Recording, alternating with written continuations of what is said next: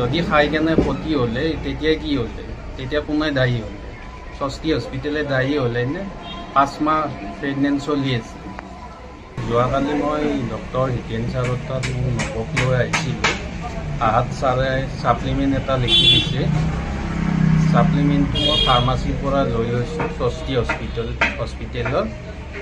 তাৰপিছত মই ঘৰত লৈ যাই কেনে আজি ৰাতিপুৱা যেতিয়া ইউজ কৰিব চাওঁতে এটা ষ্টিকাৰ লগোৱা আছে।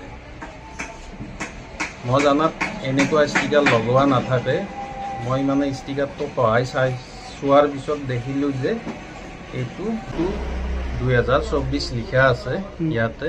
মই খুলি চোৱাৰ পিছত 2021 আৰু এটা 4 পিছফালে লগোৱাই আছে। এতিয়া এইটো কি খেলি মেলি হৈছে মই গম নাপাওঁ। এইটো কোম্পানী খেলি মেলি কৰিছে নে ষষ্ঠী হস্পিটেলৰ ফাৰ্মাচীয়ে খেলি মেলি কৰিছে? এইটো সেইকাৰণে আমাৰ ৰঙিয়া প্ৰশাসনে উচিত তদন্ত কৰি দিব লাগে। মোৰ নাম আমানুল আহমেদ, ঘৰ বৰডাঙৰিকুছি, থানা 52 চাৰিআলি।